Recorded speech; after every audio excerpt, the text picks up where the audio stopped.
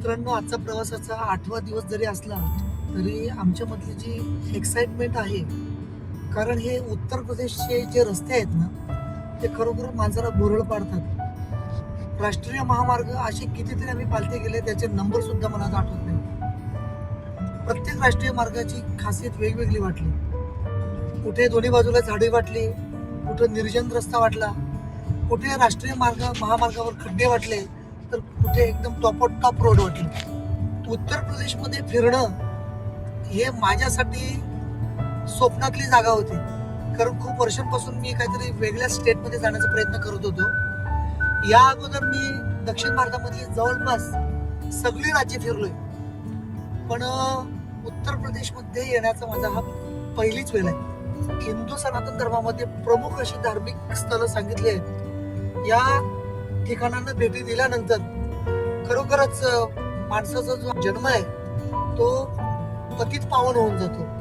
कारण नद्यांचे दर्शन झाले, गंगेचं दर्शन झालं, यमुनोत्रीचं दर्शन झालं, शरयूचं दर्शन झालं. शरयू नदी इतकी पवित्र आहे की असं सांगतात की राम अवतार जेव्हा संपत होता तेव्हा प्रभू रामचंद्रांनी शरयू नदीमध्ये जलसमाधी घेतली. असा एक संदर्भ आहे की प्रभू रामचंद्रांनी जी जलसमाधी घेतली ती नदी होती शरयू. आणि आजतागायत 10,000 वर्षांपासून ती नदी अव्याहतपणे अयोध्येमध्ये आपल्याला बघायला मिळते. तिथून ती वाहते.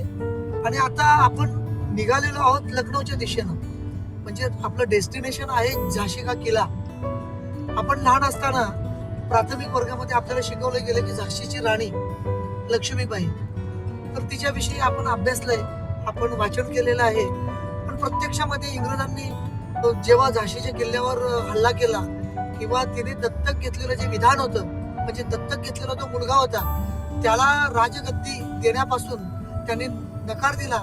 त्यावेळेला जो उद्भवलेला संघर्ष होता तो आपण कित्येक प्रसंगातून आपल्या डोळ्यासमोर आणलेला आहे, बघितलेला आहे. म्हणून झाशीचा किल्ला पाहण्याची जी आपल्या मनामध्ये जी उत्कट अशी इच्छा होती, ती इच्छा आपण पूर्ण करतोय. पण आज मला असं वाटत नाही की मी झाशीला पोहोचेन. मध्ये कुठेतरी प्रवास, मध्ये कुठेतरी स्टे करावा लागेल, कारण इथूनच ते 7 तासाचं अंतर दाखवते 382 किलोमीटर. इतकं अंतर कापून होणार नाही, कारण आता वाजलेत 12:30 आणि मध्ये मध्ये आपले थोडे हॉल्ट असतात. अर्धा तासाचा हॉल्ट, 15 मिनिटाचा हॉल्ट, चहा पिणं, वॉशरूमला जाणं हा आमचा राहू आहे. तर याच्यामध्ये वेळ जातो. जेवणासाठी नाही म्हटलं तरी तास दीड तास तरी लागतोय. तर बघूयात, जर पोहोचणं शक्य झालं तर ठीक आहे, कारण पोहोचण्याची शक्यता कमी यासाठी बोलतोय कारण इथे संध्याकाळी 4 वाजल्यापासून जे दाट धुकं पडतं त्या धुक्यामधून तुम्ही वाट काढू शकत नाही. आणि बळजबरीने ते करण्याचा प्रयत्न केलात तर अपघात होण्याची शक्यता जास्त बळावते. त्यामुळे आपल्याला रिस्क बिलकुल घ्यायची नाही. आपल्यासोबत फॅमिली आहे. उत्तर प्रदेशची राजधानी लखनौ आहे. लखनौ बायपास करून आपण कानपूर मार्गे आपण झाशीला जाणार आहोत. रस्त्यामध्ये तसंच काय दाखवण्यासारखं जर वाटलं तर निश्चितच दाखवण्याचा प्रयत्न करेन. कारण मीनवाईल आपल्याला डेस्टिनेशन्स लागतात, चित्रकूट वगैरे आहे. पण चित्रकूटला जर जायचं जर बोललं तर मग रस्ता थोडा वाकडा करावा लागतो. बघूयात, जर शक्य झालं तर करूयात ते. टी टाइम कानपूरला पोहोचण्यापूर्वीचा टी टाइम. चहाशिवाय जगू शकत नाही. एक टाइम जेवण नसलं चालेल, पण चहा पाहिजे, म्हणून जुगाड केलं. हा जुगाड आमचा.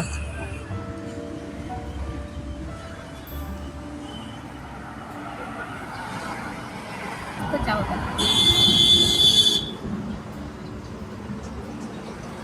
मित्रांनो, आमचं फायनल डेस्टिनेशन अजून जवळपास 275 किलोमीटर असेल. कंटिन्युअसली जरी चालत राहिलो तरी 8:30 वाजताचा टाइम सांगतो.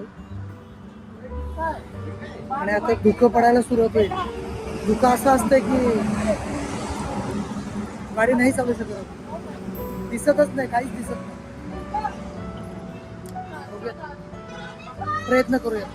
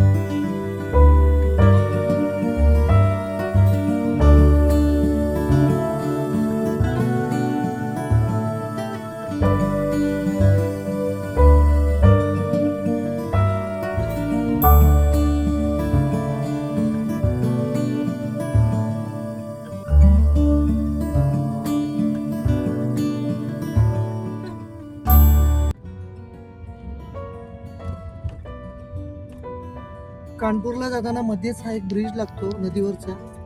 ही नदी गंगा नदी आहे आणि ही पुढे चालले प्रयागराजला.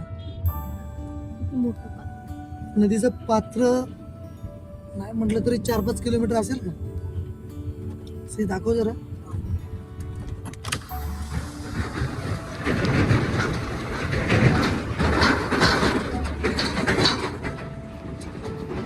नदीच्या पात्रात घाट इथं उतरलेला आहे.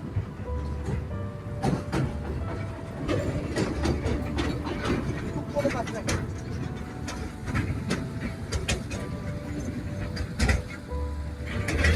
जी लांबी कमी असेल, नदीचं पात्राची रुंदी जास्त आहे.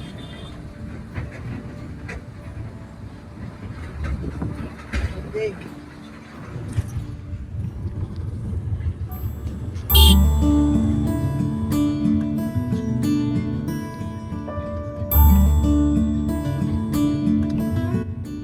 कानपूर रस्त्यावर प्रचंड ट्रॅफिक आहे.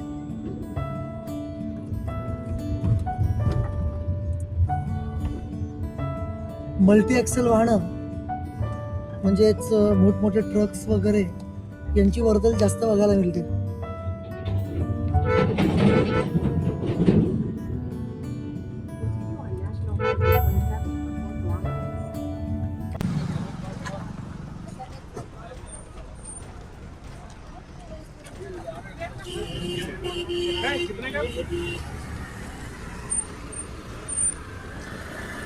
गुड मॉर्निंग, सुप्रभात, जय श्रीराम मित्रांनो.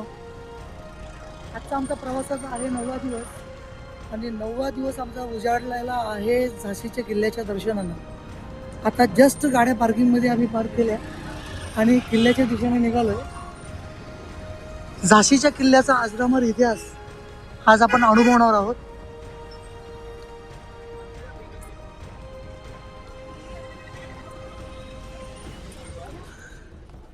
झाशीच्या किल्ल्याच्या प्रवेशद्वारावरच हे भारतीय पुरातत्व सर्वेक्षण खात्याचे बोर्ड आहे. तिथे भारतीयांसाठी 25 रुपये आणि फॉरेनरसाठी 300 रुपये असा दर सांगितलेला आहे. आणि हे आहे काउंटर. इकडून आपण जे काय आहे ते तिकीट प्राप्त करू शकतो.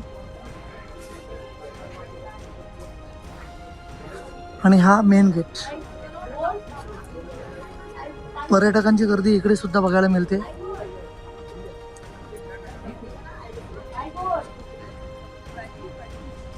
हा राहू दगडांवर उड्या मारतो इकडून तिकडे. किल्ल्यात आल्याचा आनंद त्याला देखील झालाय. त्याला वाटतं की ही दगड म्हणजेच किल्ला आहे. किल्ला अजून आतमध्ये खूप पसरलेला आहे. किमान 2 तासाचं अंतर लागेल. 2 तासाच्या अवधीनंतर आपण किल्ला व्यवस्थितरित्या पाहू शकू. एक दिमतीला गाईड ठेवावा लागेल.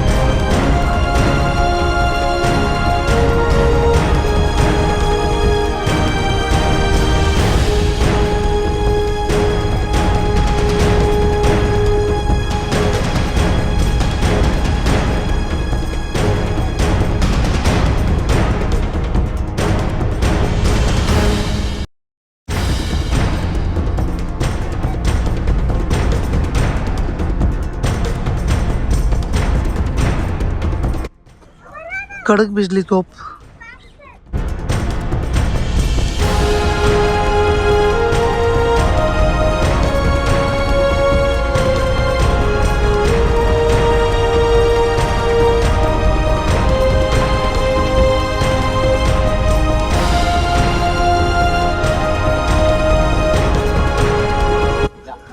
तसं बघाल तर भारतीय पुरातत्व खात्याने रस्त्यांची वगैरे चांगली व्यवस्था केलेली दिसते.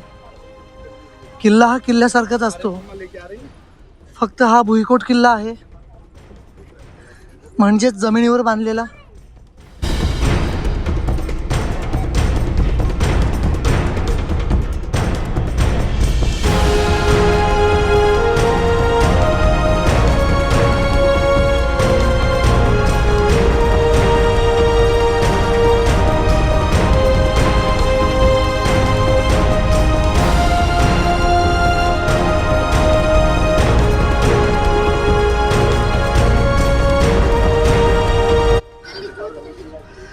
छोट्या छोट्या तोफा सुद्धा इथे ठेवलेल्या दिसतात. एक हात जाईल एवढं, 2 फूट. काय लावतो? डोकं घातलं डोकं अडकेल. हा, मस्ती करू नको तिथे. चिंचेची झाडं आहेत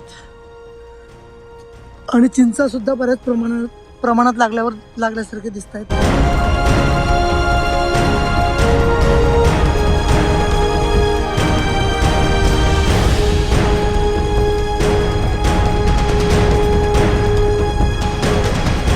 मित्रांनो, झाशीची राणी म्हटली तर धैर्य, पराक्रम, त्याग, समर्पण या सगळ्या गोष्टी आपल्या डोळ्यासमोर येतात. तर झाशीच्या राणीच्या जन्मापासून जर आपण काही गोष्टी विचारात घेतल्या तर आई भगीरथी आणि त्यांचे वडील हे तांबे घराण्यामधून होते. विशेष म्हणजे मला असं सांगायचं आहे की आपण एक 4-5 दिवसापूर्वी काशीला जाऊन आलो. काशीला गेल्यानंतर आपल्याला आपल्या पाण्यामध्ये एक घाट आला. त्या घाटाचं नाव होतं मणिकर्णी. तर कदाचित तुम्हाला ठाऊक नसेल की झाशीच्या राणीचा जन्म हा काशीचा आहे आणि काशीमध्ये मणिकर्णिका घाट आहे आणि काशीचा जन्म असल्यामुळे तिच्या आईवडिलांनी तिचं नाव ठेवलं मणिकर्णी. फक्त एक त्याचा संबंध मी माझ्यातर्फे जोडण्याचा प्रयत्न केला की मणिकर्णिका घाट काशीमध्ये आहे आणि झाशीच्या राणीचा जन्म हा काशीमधला आहे म्हणून ती मणिकर्णिका. आणि ज्यावेळेला ती जशी जशी मोठी होऊ लागली तसं तसं तिला प्रेमानं आई वडील म्हणू लागले. तर म्हणू जशी जशी मोठ होत गेली तसे तिने तलवारबाजी, दांडपत्ता, युद्धनीती या सगळ्या गोष्टी तिने शिकल्या. म्हणू जेव्हा उपवर झाली त्यावेळेला तिचा विवाह करायचा होता. तर झाशी हे एक छोटंसं राज्य. गंगाधर नेवलकर म्हणजे त्या काळचे निळकर यांच्यासोबत झाशीच्या राणीचा विवाह झाला. झाशीच्या राज्याच्या गादीला वारस हवा होता. कारण इंग्रजांचा लॅप्स कायदा जो होता तो लॅप्स कायदा असं म्हणायचा, ज्या राजाच्या पोटी मुलगा जन्मलेला नसेल ते राज्य आमचं. मग झाशीच्या राणीने दत्तक विधान घेतलं. जसं मी तुम्हाला मगाशी सांगितलं, दत्तक विधान हे ब्रिटिशांनी नामंजूर केलं. दामोदर पंत जे त्यांनी दत्तक घेतलेल्या मुलाचं नाव होतं त्या दामोदर पंतांना सुद्धा ब्रिटिशांनी नाकारलं. हा 1857चा युद्ध संग्राम हा पुकारला गेला आणि त्याच्यात हे झाशीचं जे सगळे प्रासंगिक आपण पूर्ण देशामध्ये वाचतोय या सगळ्या गोष्टी आपल्या समोर आल्या. आणि ब्रिटिशांच्या विरुद्ध स्वातंत्र्य लढा पुकारण्याची जी उमेद, प्रेरणा जी चेतवली त्याचे खरे द्योतक आहेत झाशीच्या राणी लक्ष्मीबाई.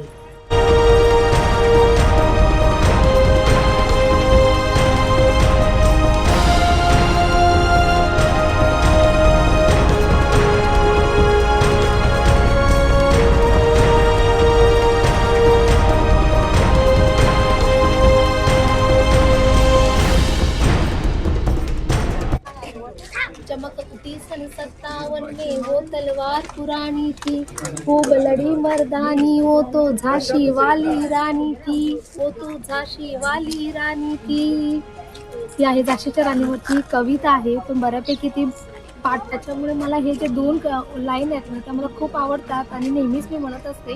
पण आज मला ना इथे ती प्रत्यक्षात भेटली. मी स्क्रीनशॉट घेतलाय त्याचा फोटो काढून. मला खूप आवडते म्हणून मी रीड करेल. म्हटलं 2 ओळी तुमच्यासाठी पण. हे जे आहे, चमक उठी सन 57 में वो तलवार पुरानी थी. त्या इसवी सन मध्ये ही जी झाशीची राणी होती तिने खरोखर इतका पराक्रम गाजवला ना. एक स्त्री असून आणि स्त्री काय करू शकते एक आपल्या आईला होळकरांना पण आपण बघू शकतो. आणि झाशीच्या राणीचं उदाहरण आपल्या सगळ्यांना माहिती आहे. खरोखर अप्रिशिएट करण्यासारखी ती झाशीची राणी लक्ष्मीबाई होती. आणि झी टी व्हीवरती आपल्या झाशीच्या राणीचं सिरियल यायचा. त्या झाशीच्या राणीच्या सिरियलमध्ये बऱ्यापैकी सिरियल बघितल्यामुळे बऱ्यापैकी गोष्टींचं नॉलेज मला आता तिथून आलेलं आहे, वाचनामधून आलेलं नाही आहे. कारण वाचन मला पण फारसं आवडत नाही. मला माझ्या मिस्टरांच्याकडून ते वाचतील आणि मी ऐकेन हे मला खूप जास्त त्यांच्या तोंडून ऐकायला मिळतं आणि ऐकावंसं पण वाटतं. कारण ते एक्सप्लेन खूप चांगल्या पद्धतीने पुस्तकं करतात.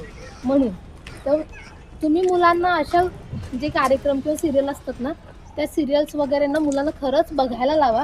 त्याच्यातून ना खरोखर इतिहास समजतो बऱ्यापैकी. नाही तर ॲटलिस्ट बेसिक नॉलेज आपल्या मुलांना त्या गोष्टीतून येतो. कारण हल्ली मुलांना वाचनाची वगैरे तेवढी फारशी आवड नाही, मोबाईलची जास्त आवड आहे. तर बघूयात आज आपल्या पराक्रमी झाशीच्या राणीचा किल्ला.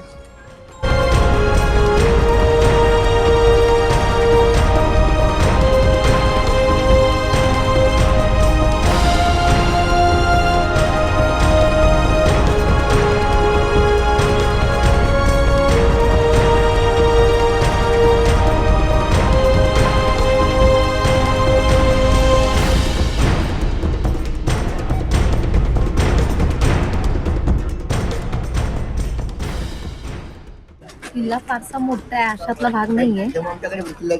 असं म्हणजे बऱ्यापैकी आहे मोठा आणि रचना पण किल्ल्यांच्याच याच्याने, पण बघताना असं वाटतंय एक म्हणजे मनामध्ये डाऊट आला इंग्रजांपासून वाचवण्यासाठी स्वतःचं प्रोटेक्शन करण्यासाठी असेल त्यावेळेस कदाचित त्यांच्याकडे काय धोरण होती, पण खरं तर त्यांचं जे आक्रमण होतं किंवा आक्रमण एखाद्या राज्याने जरी आपल्यावरती केलं तर असा जास्त उंचावरती हा किल्ला नाही, त्याच्यामुळे स्वतः सेफ राहून लढा देणं कसं शक्य असेल त्यावेळेस हा प्रश्न माझ्या पर्सनली मनामध्ये आला आहे का तो लढा कसा देत असेल ती बिचारी. ॲक्च्युली बिचारी नव्हती, ती खूप स्ट्रॉंग लेडी होती.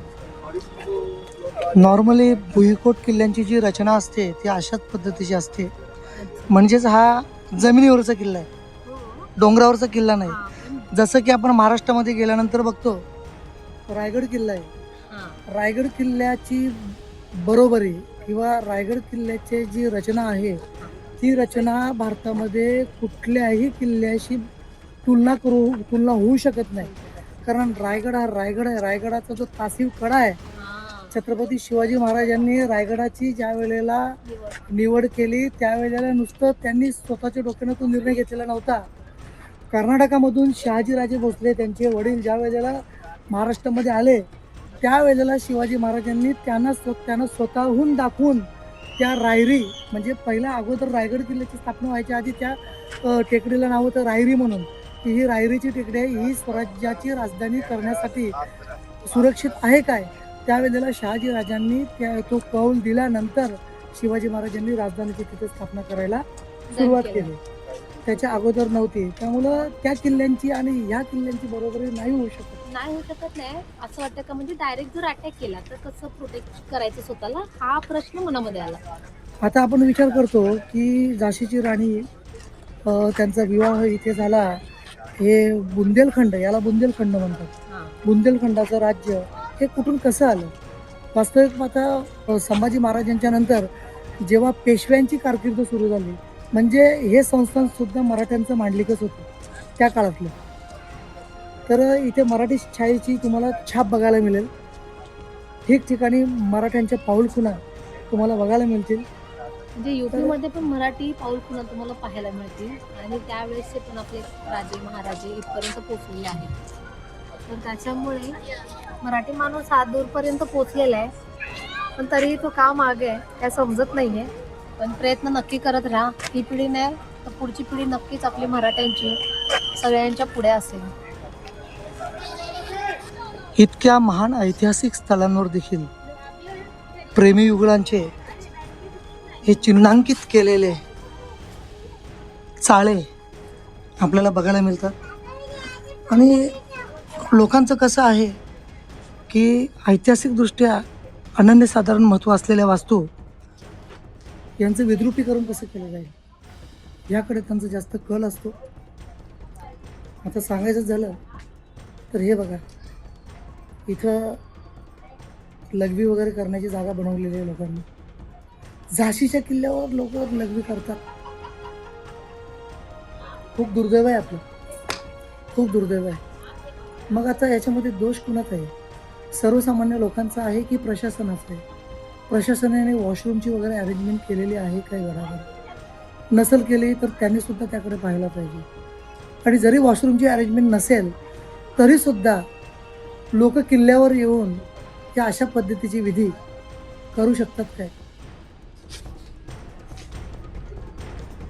खूप दुर्दैवी.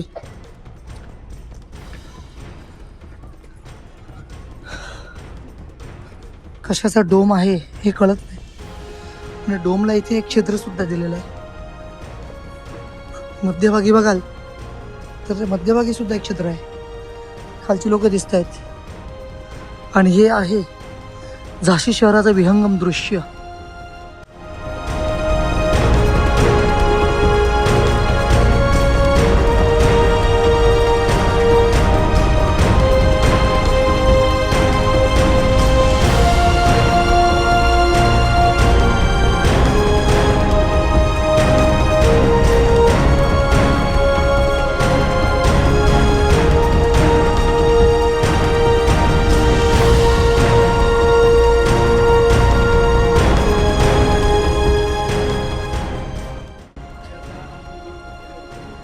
खरोखर जर किल्ला चांगल्या पद्धतीने एक्सप्लोअर करायचा असेल ना तर एक 3-4 तास तरी हवेत,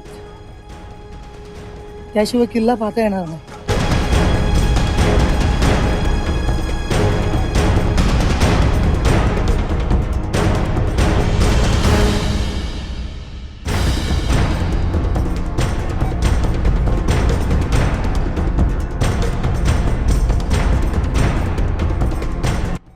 अभेद्य बुरुज आहेत, मजबूत तटबंदी. आतल्या आत ना किल्ला असा गोल फिरलेला आहे आणि आतल्या आत बऱ्याच वस्तू आहेत त्या समजून येत नाहीये जोपर्यंत आपण फिरत नाही तोपर्यंत. त्या काळच्या धोरणानुसार संरक्षणात्मक दृष्टीने केलेली ती उपाययोजना असेल. जसं की आता आम्ही बोललो का सेफ्टीच्या दृष्टिकोनातून असं काय वाटत नाही, पण आहे ते टीप आहे असं. आपण ह्या किल्ल्याचं नाव असतो भुयारी मार्ग वगैरे भरपूर आहे. भैया यहाँ पे वॉशरूम वगैरह है क्या? गेट पे है ना? तो ये वहाँ पे लोगों ने पूरा सब गंदा करके रखा है. तो लोग ही फालतू है, लोगों को समझ नहीं है कहाँ पे क्या करना है. इसलिए मैंने आपको पूछा यहाँ पे है क्या.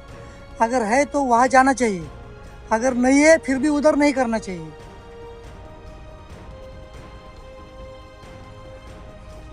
हे असं असतं.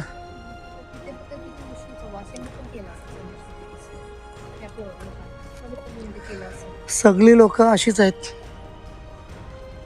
असं कथा आपल्याला या इतिहासाच्या ज्या पाऊलखुणा आहेत, जो आपला वारसा आहे तो आपल्याला खरंच जपता येत नाही. खरंच जपता येत नाही. रायगडावर जाऊन सुद्धा लोक असेच चाळे करतात.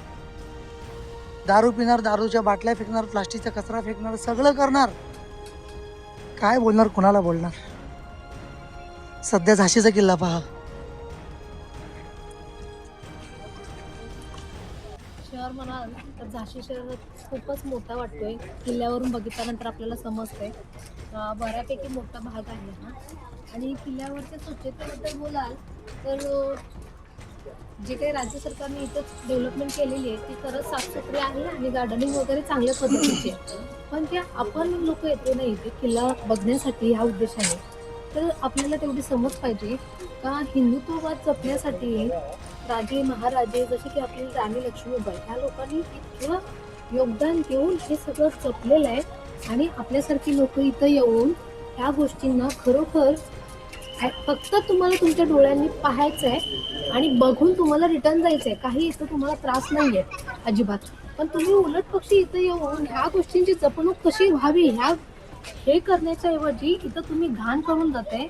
किल्ल्यावरती ठिकठिकाणी लोकांनी घाण केली, शू केली आहे आणि एंट्रीलाच तुम्हाला वॉशरूम दिलेली आहे. जरी तुम्हाला वॉशरूम आलं आहे, तुम्ही तुमचा तो प्रश्न आहे, तुम्हाला ही अथॉरिटी नाही आहे का आपण ह्या इतक्या पवित्र ठिकाणी येऊन ही अशी घाण करावी म्हणून. तर प्रत्येक व्यक्तीने आपलं स्वतःचं कर्तव्य समजून ह्या गोष्टींची स्वतः प्रिकॉशन घ्या. कोणी अशा वाईट गोष्टी करत असेल तरी तुम्ही स्वतःहून बोला का किल्ल्यांची आणि गड किल्ल्यांची म्हणा किंवा जे काही आपल्या महत्त्वाचे ठिकाणे आहेत त्यांना घाण प्लीज करू नका. विनंती आहे तुम्हाला, तुम्ही या आणि फक्त तुम्ही एन्जॉय करून जायचं आहे तेच करा, घाण अजिबात करू नका. झाशी राज्य त्यावेळच्या हिंदू राजाच्या अधीन होतं. सन 1613 साली या किल्ल्याची स्थापना राजा बिरदेव सिंग यांनी केली.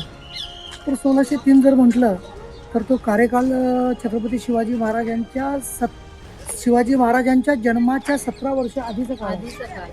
1613 जर म्हटलं तर छत्रपती शिवाजी महाराजांचा जन्म 1630 म्हणजे महाराजांच्या जन्माच्या 17 वर्षे आधी हा किल्ला बनला गेला. तर किल्ल्याची पडझड झाली असेल पण भारतीय पुरातत्व खात्याने याची बऱ्यापैकी चांगली दुरुस्ती केलेली आहे, मरम्मत केलेली आहे, स्वच्छता ठेवलेली आहे आणि किल्ला पाहण्यालायक, किल्ला फिरण्यालायक हा बनवलेला दिसतोय. आणि आपण बरेचसे पर्यटक त्या गोष्टीचा तिथं आनंदही घेतात, प्रेमी युगल येतात, प्री वेडिंगवाले येतात, बऱ्याचशा गोष्टी इथे चालतात. त्या गोष्टींना प्रशासनाने मान्यता नाही द्यायला पाहिजे. असू द्यात. सध्याच्या घडीला आपण हा किल्ला जितका आपल्याला जमेल त्या चांगल्या पद्धतीने आपण एक्सप्लोअर केलेला आहे.